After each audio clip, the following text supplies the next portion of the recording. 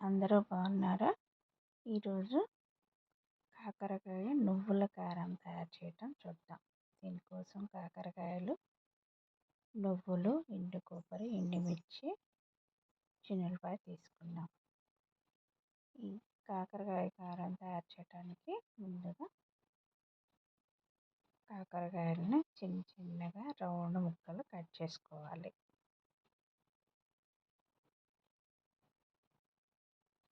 Round ముక్కలుగా cut చేసుకున్న కాకరకాయలని కళాయిలో ఆయిల్ పెట్టి ఆయిల్లో వేయించాలి.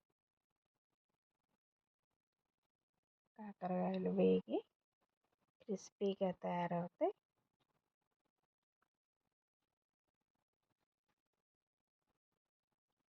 మంచిగా ఇలా ఆయిల్ ఫుల్గా పోసుకొని వేయించుకుంటే అన్నీ సమంగా ఈవెన్గా వేగుతాయి.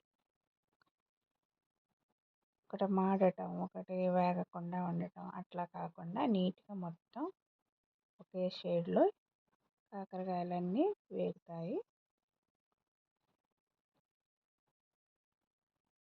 సగం వరకు ఫ్రై అయినా ఇంకొంచెం ఫ్రై అవ్వాలి. ఇలా లైట్ బ్రౌన్ షేడ్ వచ్చే వరకు ఫ్రై చేయాలి. కొంచెం క్రిస్పీగా కూడా అవుతాయి. వీటిని పక్కనే వేరే ప్లేట్లోకి తీసేసుకొని ఇదే ఆయిల్లో కరివేపాకు కూడా వేయించుకుంటే కరివేపాకు కూడా క్రిస్పీగా వస్తుంది, తినటానికి బాగుంటుంది. అదే ఆయిల్లో కరివేపాకు రెమ్మలేసి వేయించాను.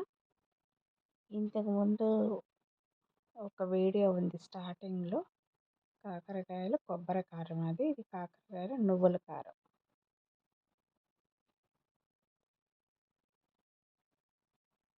ఇలా చూపించిన నువ్వులు కూడా చేసాము. నెక్స్ట్ వీటికి తాలింపు పెడుతున్నాము. కొంచెం మినప్పప్పు,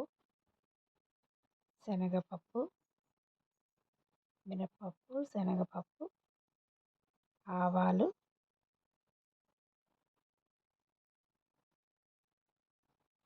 నెక్స్ట్ జీలకర్ర,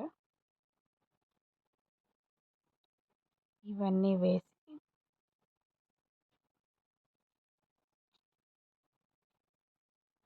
వీటిని మంచిగా వేపుకోవాలి దోరగా.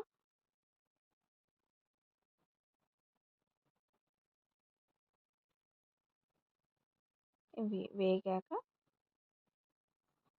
మనం వేయించి పెట్టుకున్న కాకరకాయలు వేసి మొత్తం తిప్పాలి.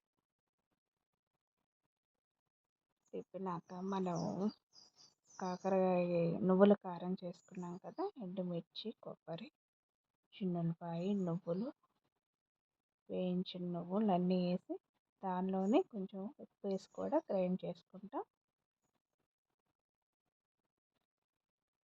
ఇప్పుడు వేయించిన కాకరకాయ ముక్కలను కలిపేసాం. ఇది ఉట్ట అన్నంలో, వేడి అన్నంలో తింటే చాలా బాగుంటుంది.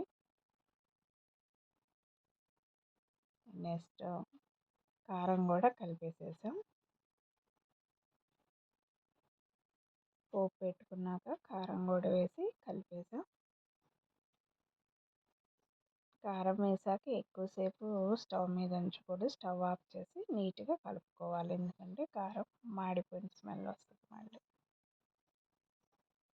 ఇంకా కారంలో ఉన్న ఉప్పు, మనం వేసిన ఎండుమిర్చి కాకరకాయకి మంచి టేస్ట్ తీసుకొస్తాయి. అస్సలు చేదు ఉండదు, చిన్నపిల్లలు కూడా హ్యాపీగా తింటారు.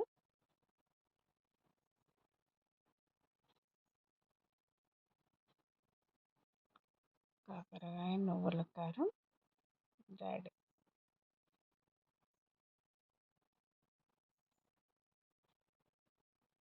చాలా బాగుంటుంది. ఒకసారి తినని వాళ్ళు ట్రై చేయండి.